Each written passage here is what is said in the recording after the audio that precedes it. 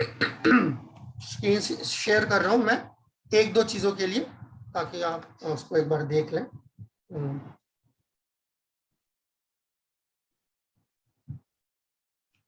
3 दिन 4 दिन लग गए इसको खत्म करने में, बाप रे। चलिए देखते हैं। ओके, तो ये 24वां जो श्लोक था उसके पर्पट से मैंने इस पहलू को उठाया है। ठीक है, from the study of the Gita it does it appear that demigods and their abodes are impersonal? Clearly neither the demigods nor Krishna are impersonal, they are persons. जब हम पढ़ रहे हैं, जब हम लोकों में जाने की बात कर रहे हैं, तो अगर हम ये कह रहे हैं कि उसके घर जाएंगे, तो फिर वो फिर निराकार कैसे हो सकता है? तो ना देवता निराकार है ना भगवान निराकार है। ये टोटल तभी उसको अबोधया बोला गया। बिल्कुल ही बेवकूफ है, निपट मूर्ख जिसे कहते हैं। ओके, ये देखिए अबोधया इंटेलिजेंस, अनइंटेलिजेंट, इसलिए बोल, ठीक है ना। अल्टीमेट फीचर ऑफ द, इसको ना जानने के वजह से इसको less intelligent here impersonal describe persons who are under impression impersonal are abodhaya, which means those who do not know the ultimate feature of the absolute. अबोधया का ये मतलब है, दरअसल मतलब ये क्या नहीं जानता, जो सत्य है, जो परम सत्य है, उसको ठीक से नहीं जानता। और वो ठीक से क्या नहीं जानता? कि वो निराकार है।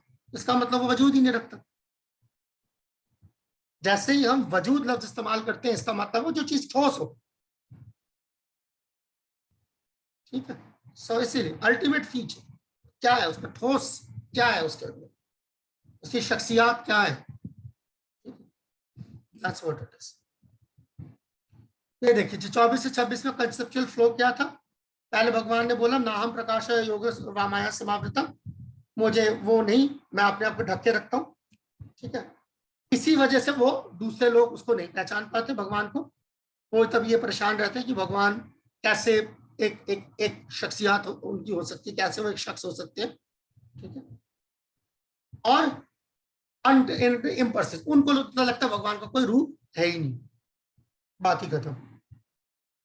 ठीक है, ओके। तो योग माया समावृत, ये हम पहले देख चुके। योग माया समावृत के एग्जाम्पल भी उसी के अंदर है। जैसे कि ये शायद आप लोग के एनालॉजी के अंदर, जो आप लोग को याद करना पड़ेगा इम्तिहान के लिए, ये वो वाला एनालॉजी कि भाई जब हमारे सामने जो है बादल आ जाते हैं आंखों के ऊपर, तो हमें लगता है कि आसमान ढक गया। आसमान नहीं ढका, बादलों ने हमारी आंखों को ढका है। बादल की ऐसी औकात नहीं कि वो आसमान को ढक सके। ठीक है ना। सो हाँ, तो हम अपनी क्या कहते हैं, अपनी जो हमारी ताकत काबिलियत होती है, उसके हिसाब से हम चीजों को उस तरीके से समझने की कोशिश करते हैं। खैर, तो इसी तरीके से जो है ये मवाजना किया गया कि माया भी उसी तरीके से भगवान को नहीं, हमें ढकने के काम आती है, जैसे बादल। ठीक है, ओके, आगे चलें। ये हम कर चुके थे, माम तो वेदना कश्चन। जैसे मैंने बताया, आखिरी के जो 2-3 श्लोक थे वो किस तरीके से हम माया के चुंगल से जो अपने आप को आजाद कराएं, उसके बारे में है। अभी हम आपकी किताब में भी जाएंगे, तो मैं उस तरफ छद्वेश हम कर चुके थे। पुण्य कर्म ना,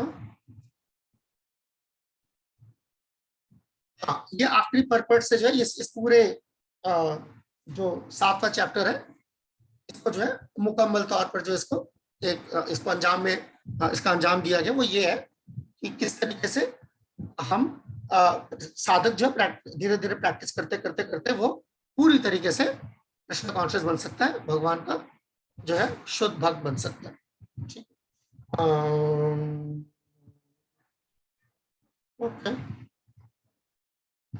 आइए मैं आपको किताब की तरफ एक बार ले चलता हूँ, आपके हैंडबुक की तरफ। फिर पता नहीं आपके उर्दू हैंडबुक में इस तरीके से डायग्राम बनाया कि नहीं बनाया, पर मैं आपके सहूलत के लिए पेश कर देता हूँ।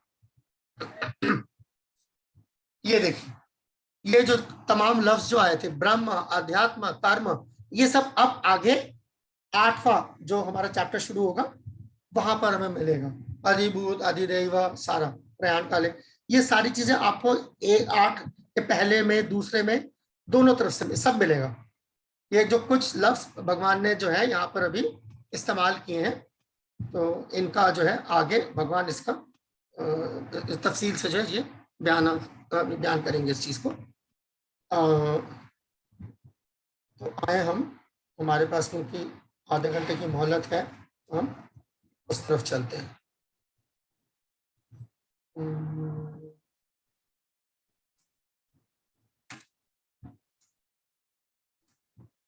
शुक्र है आज यहाँ पहुंच गए।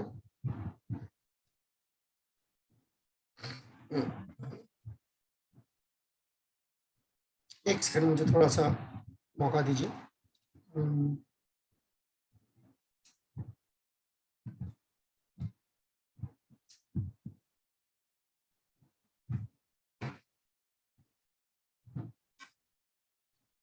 हाँ, तो इस वजह से शुरुआत में अगर हम इसको एक बार रिवाइज कर लें, जो हमने अभी तक जो है हमने किया, दोहरा देते हैं।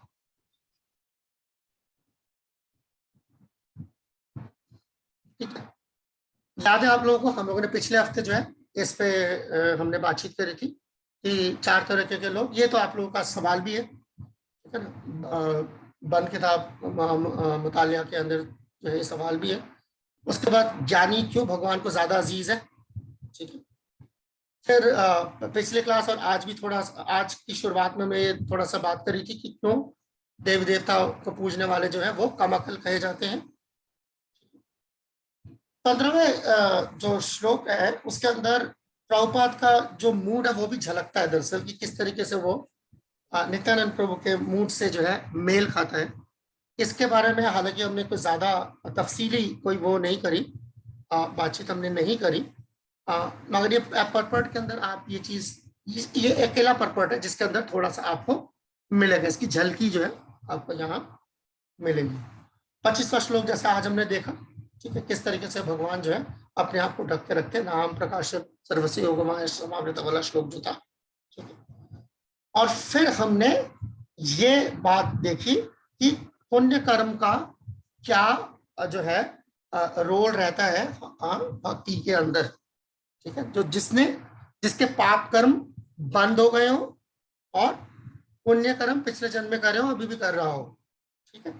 ये वाला जो श्लोक है ना, ये और अपने आप देखेंगे कि बिल्कुल अपने उरूज पे जाएगा जब 9th चैप्टर शुरू होगा। 9th चैप्टर में आप इस श्लोक का जो है आप उसका अपने उरूज पे जाते हुए देखेंगे। फिलहाल मैं इसको नहीं छेड़ता, इसको सस्पेंस पे रख रहा हूँ, ठीक।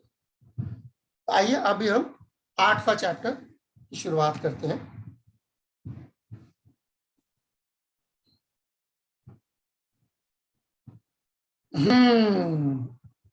तभी मैंने बोला था कि ये देखिए, ये तमाम चीजें जो है भगवान ने पिछले चैप्टर में छोड़ दी थी, तो अब अर्जुन जो है सवाल पूछेगा कि ये आप ये यकायत क्या बोल गए, ठीक है, भगवान से। हाँ, ये ब्रह्म क्या है, अध्यात्म क्या है, कर्म क्या है, अधिभूत क्या, अधिदैव क्या है, अधियज्ञ क्या है, प्रयाण काल, ये सब क्या है, ये धड़ाधड़ जो है अर्जुन जो है भगवान पे दाग देंगे ये सवाल, ठीक है। अभी आप देखिए क्या होता है। तो बहुत ऐसा नहीं है कि मैदान जंग में होने के बावजूद बहुत तीखे सवाल जवाब चल रहे हैं, ठीक है। आप देखिए वहां पर चलते हैं, एक सेकंड।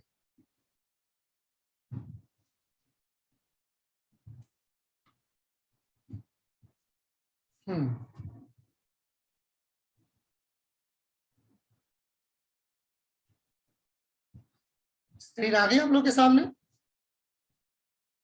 यस जी प्रभु जी। ठीक है। हाँ, इसीलिए देखिए अब अर्जुन अचानक जो है, इतने देर से अर्जुन जो है सुन रहे थे खामोश होकर, अब एकाएक जो अर्जुन ने ये सवाल शुरू की। इसी वजह से ये 8वां जो है चैप्टर इस तरीके से शुरू हो रहा है। किम तद ब्रह्म किम अध्यात्मम किम कर्म पुरुषोत्तम अधिभूतम च किम प्रोक्तम अधिदैवम किम उच्यते। भाई ये सब क्या है, ये आपने इतने सारे बड़े बड़े भारी भरकम लफ्ज इस्तेमाल कर दिए, ये क्या है, ठीक है। अर्जुन ने कहा, ठीक है, ये भगवान से यही है, ठीक है, ये सब क्या है, ठीक है, ये सब मुझे आप तफसील से बताइए, मुझे तफसीली तौर पर जो समझाएंगे क्या है इसका। ऐसा नहीं अर्जुन जो है बस सुने जा रहा है क्योंकि उसको सुनना पड़ेगा। अगला सवाल, अभी अगले श्लोक में भी सवाल जारी है। अधियज्ञ कथम तो अत्र देहस्मिन् मधुसूदन प्रयाण काले च कथम ययोसी नियतात्मभि।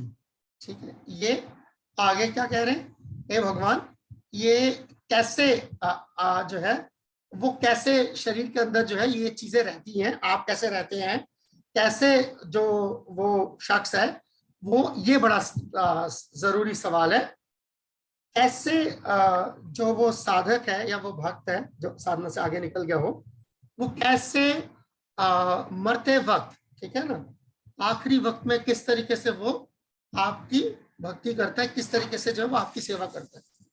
जब आदमी जो है बिल्कुल मौत की दहाने पे खड़ा हो तो किस तरह ये मुमकिन हो पाता है। ये देखिए प्रयाण काल, याद है पिछली बार हमने बात करी थी, पिछले श्लोक में भी ये था और मवाजना किया गया, तो मैंने तो इसलिए, तो ये आप देख सकते हैं।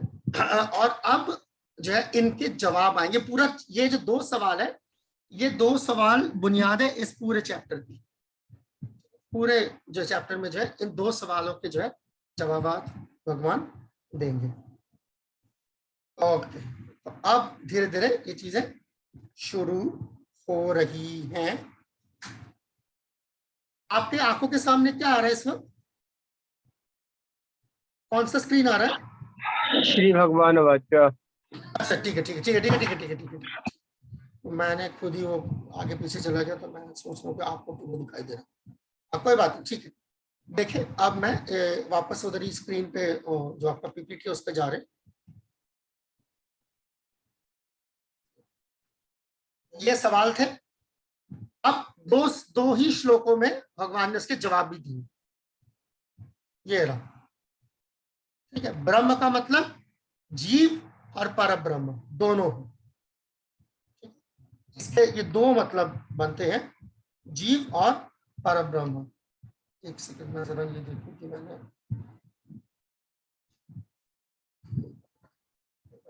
फाइल बंद कर दी। एक सेकंड, मैं फाइल खोलूं जरा दोबारा, क्योंकि मेरे ख्याल से ये उसके अंदर भी इसका जिक्र है।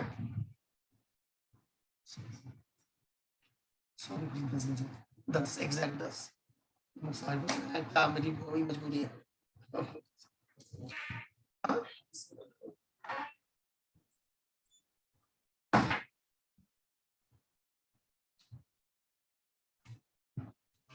ओके, एक सेकंड में एक बार देख लेना चाहता हूँ, गड़बड़ ना रह जाए।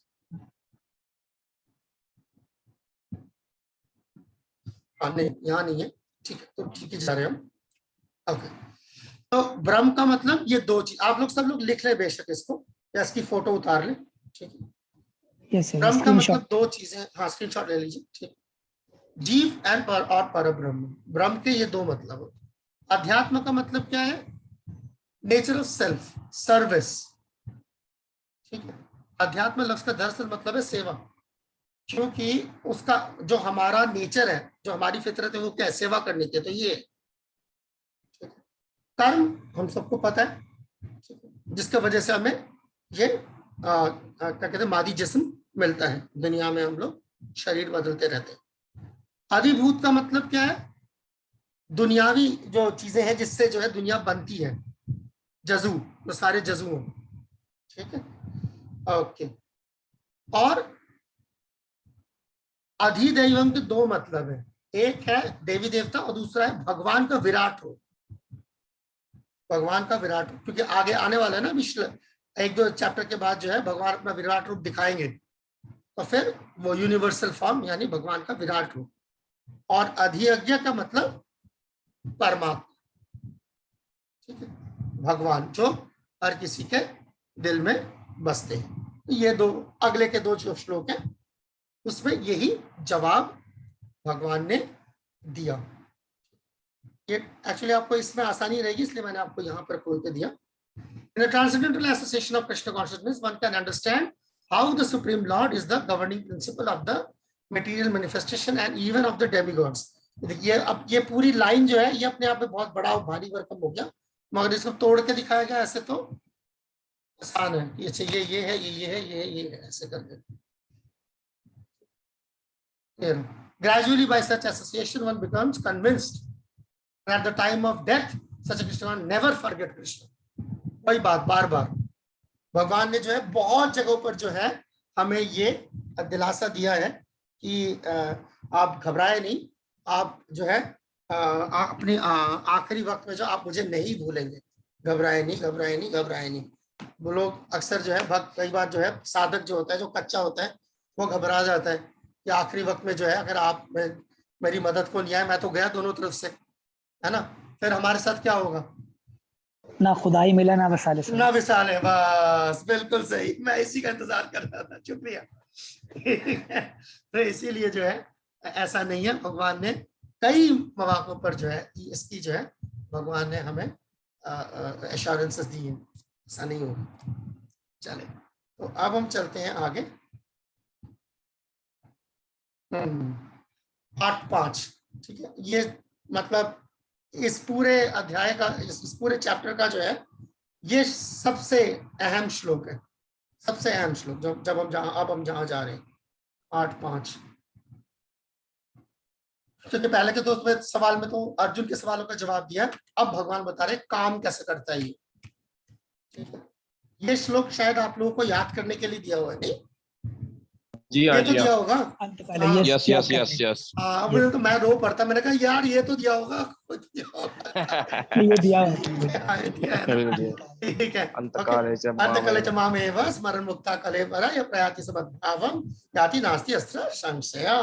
यानी कि अंतकाल आखिरी वक्त में जो है, देखें क्या है, जब जो भी आखिरी वक्त में जो है अपना शरीर छोड़ते वक्त अगर वो मुझे याद कर रहा है, सिर्फ मुझे याद कर रहा है, फौरन जो है वो माई नेचर यानी कि मेरे जगह आ जाएगा। ये है जिसको हम भौतिक प्रकृति कहते हैं और उसको हम रूहानी आध्यात्मिक प्रकृति कहते हैं। तो मेरे माई नेचर मतलब आध्यात्मिक प्रकृति में आ जाएगा, स्पिरिचुअल नेचर में आ जाएगा। Of this there is no doubt, इसमें कोई शुबात नाती अस्ति अत्र संशय, या आखिरी चीज, इसमें कोई शुबा नहीं है। अंत काले च मानव स्मरण मुक्ता कले, ये है ट्रिक। तो दो ट्रिक्स है, एक है कि ये जो आप शरीर छोड़ रहे हैं, ठीक है ना, और शरीर छोड़ते वक्त ये इस पे बात कर लेते हैं थोड़ा सा, क्योंकि ये जरूरी है। दो तरीकों से जो है हम भगवान के पास वापस जाते हैं, ठीक है। एक वो जो आप लोगों ने भक्ति रसामृत सिंधु में जब आप लोगों ने 4 श्लोक याद करे थे, उनमें से एक श्लोक था जीवन मुक्त से उच्चते, याद है श्लोक? इहर यस्य हरिर्दास्य कर्मणा मनसा गिरा निखिलासु अपि अपस्तासु। ये श्लोक नहीं था प्रभु? अरे नहीं था, अच्छा, और तो ये नहीं होगा, ठीक है, ये नहीं होगा, ये नहीं होगा। 4 श्लोक नहीं, इनमें से कोई नहीं होगा। ये तो भक्ति की डेफिनेशन है, ये तो भक्ति। इहर यस्य हरिर्दास्य 6 श्लोक नहीं था, ठीक है, नहीं होगा तो नहीं होगा। अतः श्री कृष्ण नाम आदि, हाँ नाम नहीं, ये नहीं। इहर यस्य हरिर्दास्य कर्मणा मनसा गिरा निखिलासु अपि अवस्थासु जीवन मुक्त से उच्चते। तो यानी कि ये है, इसका मतलब क्या है, वो शख्स जिसने इस जिंदगी में, ठीक है ना, रहते रहते मुझे पा लिया है, वो किसी भी हालत में जो है वो शरीर छोड़े क्यों नहीं छोड़े, वो आएगा मेरे पास ही। यानी कहने का मतलब क्या है कि वो शख्स, ये शख्स जो होते बहुत ही कम तादाद में होते। अच्छा, वैसे ही बड़े कम तादाद में होते। भगवान कह रहे हैं ना, मनुष्यानम सहस्रेषु, जो हमारा ये जो चैप्टर भी पीछे गया उसमें 3 श्लोक में था ना, करोड़ों में कोई एक, अरबों में कोई एक हो, और ये उसमें भी कह रहे हैं, उसमें भी 2 तरीके हैं जो भक्ति। हाँ, अभी जो मैं बात कर रहा हूँ आप इस पे थोड़ा सा तवज्जो दीजिए। ये जो श्लोक अभी आपके सामने अभी हमने खोला था 8.5, ठीक है, कि अंत काले च, कि जब आप आखिरी अपने सांस के साथ जो है भगवान को आप याद कर रहे हैं और भगवत धाम भगवान के पास पहुंच जाते हैं, भगवान के पास पहुंच जाते हैं। ठीक है, ये ऐसे समझो, भगवान के पास पहुंच जाते हैं। और दूसरा श्लोक है जो मैंने अभी जिक्र किया, ये भक्ति रसामृत सिंधु का हिस्सा है नेक्टर डिवोशन का। उसके तहत क्या है कि कुछ ऐसे शख्स भी हो सकते हैं जो शरीर छोड़ने से काफी पहले, मान लीजिए कि कोई शख्स है वो 75 साल की उम्र में जो है उसने शरीर छोड़ा, मगर जिस कंडीशन की बात हो रही है वो हो सकता है उसने 61 साल या 62 साल की उम्र में हासिल कर ली है। वो क्या है कि हर हालत में जो है भगवान को याद कर पाता है। अब अगर उसके आखिरी वक्त में उसको भगवान को याद करे ना करे, वो पहुंच चुका है भगवान के पास। यानी कि 62 साल की उम्र से लेके 75 साल की उम्र तक, 13 साल तक वो सिर्फ भगवान के पास जाने का इंतजार कर रहा था। सिर्फ ये शरीर, ये जिस्म छोड़ने का इंतजार कर रहा था, बस पहुंच चुका है वो भगवान के पास। सिर्फ हमारी नजरों के सामने वो अभी भी जिंदा है, घूम फिर रहा है, सब कुछ कर रहा है, भक्ति कर रहा है, मगर उसका काम हो चुका है। ठीक है, और बाकी जो है ज्यादातर वो ये वाले हैं जो अभी हम जिसका जिक्र कर रहे हैं 8-5, कि जब उसने जो है शरीर छोड़ते वक्त आखिरी सांस के साथ साथ जो है वो भगवान के पास पहुंच गया। यानी जो कमी पेशी, जो बची कुची कसर थी, वो आखिरी सांस के साथ साथ पूरी हो गई और वो भगवान के पास पहुंच गए। ठीक है, तो इस तरीके की मुक्ति को, दो तरीके की मुक्ति है, इसलिए मैं ये आपके चैट पे लिख देता हूं, आपके को याद रहे।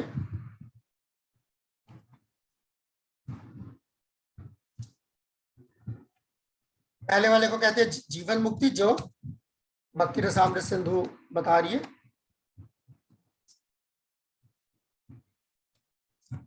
साथ में ये भी लिख रहा हूं किसके साथ क्या है, तो फिर आप भूल जाए कहीं। और इसे कहते हैं जो अभी हम देख रहे हैं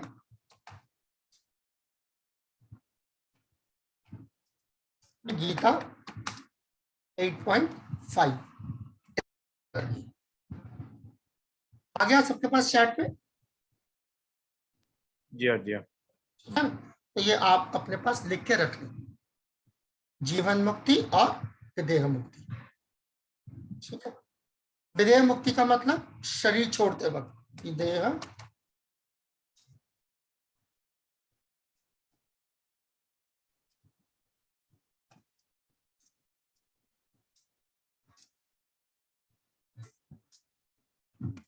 मैंने अंग्रेजी में लिख दिया। विदेह मुक्ति का मतलब liberation at the time of living the body. ठीक है, और जीवन मुक्ति का मतलब है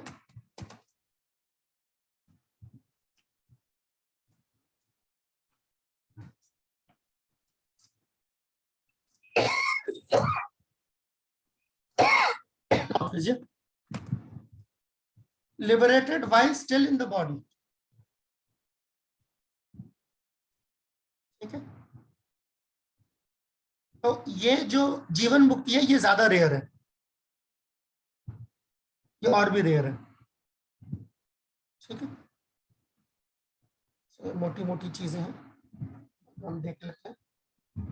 प्रभु उर्दू में क्या तर्जुमा होगा जीवन मुक्ति का? जीवन मुक्ति का तर्जमा होगा कि आप इस जिस्म में रहते हुए ही मुक्त हो चुके हैं। इसके कई एग्जाम्पल दिए जाते हैं, इसके कई एग्जाम्पल दिए जाते हैं। जैसे नारियल होता है ना, जैसे बिल्कुल पका हुआ नारियल जी, तो अगर आप पके हुए नारियल को तोड़ेंगे ना, तो आप देखेंगे एकदम से जो उसका बाहर का छिलका बाहर आ जाएगा और पूरा वो गोला, तभी उसको गोला कहते हैं, गोला अलग निकल आएगा। यानी कि वो अंदर से पहले ही अलग हो चुका था। अगर ऐसे पके हुए नारियल को आप कान के सामने बजाएंगे तो टक टक टक टक टक टक आवाज आती है, वो अंदर से पूरा खुल चुका है। तो जैसे ही जो है उसका वो जिस्म तोड़ दिया आपने, तो रूह बाहर आ गई एज इट इज। यानी वो पहले ही आजाद हो चुका है, जिस्म से आजाद हो जाए, तभी टक टक टक टक आपको आवाज आ रही है। ठीक है, जिस्म बिल्कुल वैसे ही लगता है जैसे अगर आपको कभी पहले का तजुर्बा रहा हो कि जैसे मान लीजिए कोई सिगरेट है, ठीक है, आपने सिगरेट जला के ना आप छोड़ दें जमीन के ऊपर, यानी कि कोई सीमेंट के ऊपर, तो आप देखेंगे सिगरेट जब पूरी जल जाती, पूरी जल जाएगी थोड़ी देर में, और उसका जो वो है राख जो है वो बिल्कुल वैसी लगता है जैसे सिगरेट है, बिल्कुल सिगरेट जैसी दिखती है, मगर जैसे ही आपने फूंक मारी एकदम राख गायब, वो पता लग जाएगा ये राख है, ये सिगरेट नहीं है। तो बिल्कुल वैसे ही जो है इंसान का जो जिस्म होता है वैसे है कि जैसे उसका जिस्म है, मगर उससे उसकी रूह जो है पहले ही अंदर अलग हो चुकी है, अब वो उस जिस्म के साथ चिपकी हुई नहीं है। तो ये है जीवन मुक्त। और जो लेकिन तात्पर्य में पढ़ा था मैंने कि उसमें जो है राजा जड़ भरत भी थे, वो तो मुक्त थे, तो अंत में हिरण का ध्यान किया था। ये प्रेम भक्ति की बात हो रही है, जड़ भरत प्रेम भक्त नहीं थे, तो भाव के स्टार्टिंग स्टेज पे आए थे। हाँ, भाव भी नहीं था एक्चुअली, टेक्निकली भाव की स्टार्टिंग स्टेज थी वो। इट इज लाइक आसक्ति, नॉट एग्जैक्टली भाव। ठीक है, भाव और आसक्ति के बीच, मतलब जैसे सांझ होती है ना रात हुई है ना दिन हुई, उस ऐसे स्टेज पे। तीन दिन पहले भी प्रभु जी आपने बताया था। आप ऐसे समझिए जैसे बिल्कुल बाउंड्री पे कैच पकड़ा गया हो उनका। ठीक है,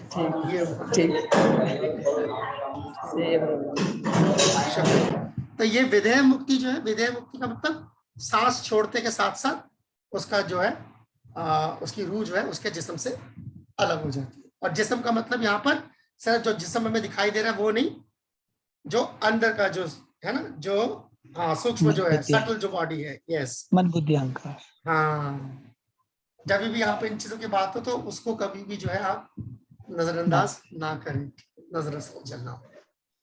ओके, तो अब चलें हम, अब देखते हैं क्या होता है आगे।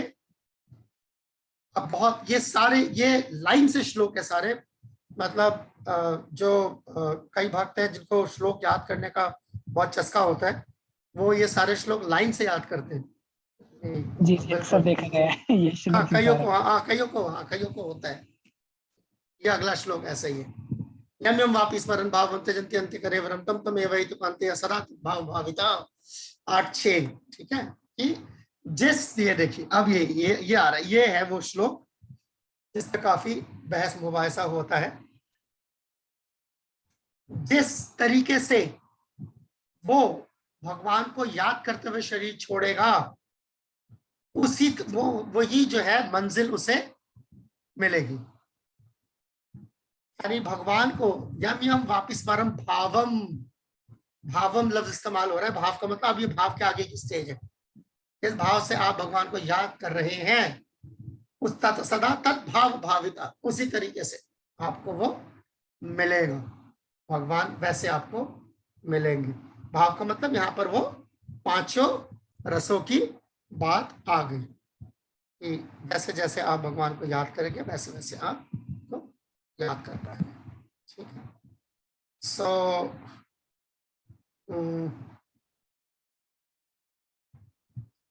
मैं जरा देख लूं।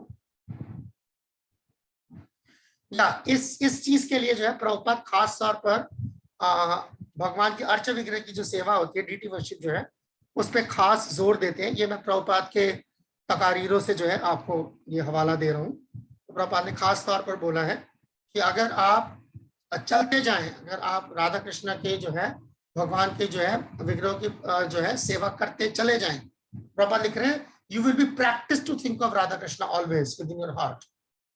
This practice is required. तो ये इस तरीके से की प्रैक्टिस जो है ये बहुत जरूरी है। आप से भगवान की जो है राधा कृष्ण की सेवा करते जाए तो वो आपके छप जाएगा। ठीक है, सो ये चीज है, तो आप करते जाए तो बहुत बिल्कुल आप बिल्कुल घबराए ना, यकीनन आपको ये मिलेगी। ठीक है, तो ये चीज बांग्ला में इसीलिए जो है एक मशहूर कहावत है, प्रभुपाद अक्सर इस्तेमाल किया करते थे। शायद आप लोग को समझ आ जाए, बांग्ला है फिर भी मैं कोशिश करता हूँ। भजन करो, साधन करो, मरते जान ले होय। मतलब है भजन करो, साधन करो, इतना तो समझ आ रहा है? यस ठीक है? सर। मरते का मतलब मरना, जानते का मतलब जानना, होय का मतलब हो। अगर मरना आना चाहिए, मेन चीज ये है। साधन बर्तन जो मर्जी कर रहे हो ना, मरना आना चाहिए। तो मरने की जो, इसे कहते हैं आर्ट ऑफ डाइंग, मरने की जो ये कला है वो ये है कि भगवान को याद करते हुए मरना। ये है, सारी जिंदगी सब कुछ करा, भगवान को याद नहीं करा। तो ये याद करना, ठीक है।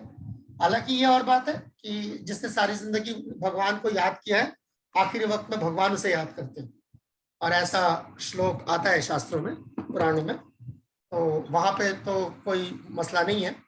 मतलब चीज ये कि सारी जिंदगी भगवान को याद करने की तालीम और तरबियत हासिल होनी चाहिए। तो ये चीज, तो ये आपको जो है वो देखेंगे। अब प्रभुपाद ने इसी सिलसिले में प्रभुपाद ने कई बार बोला है कि आपको कोई सर्टिफिकेट नहीं देगा कि आप अब जो है भगवान को याद कर सकते नहीं कर सकते। ये सर्टिफिकेट आपको खुद ही मिलेगा, तभी पता चलेगा। ठीक है, आप किसी दूसरे को जो है इसका जिम्मेदार नहीं ठहरा पाएंगे। ओके, तो इसलिए मैं इसके साथ साथ एक और, प्रभुपाद जो है अक्सर एक कहावत बोला करते थे, उसके साथ साथ में जो आज का जो है ये सफर हम यहीं पे जो है खत्म करेंगे, वो ये है। ये भी बांग्ला में एक छोटी सी कहावत है,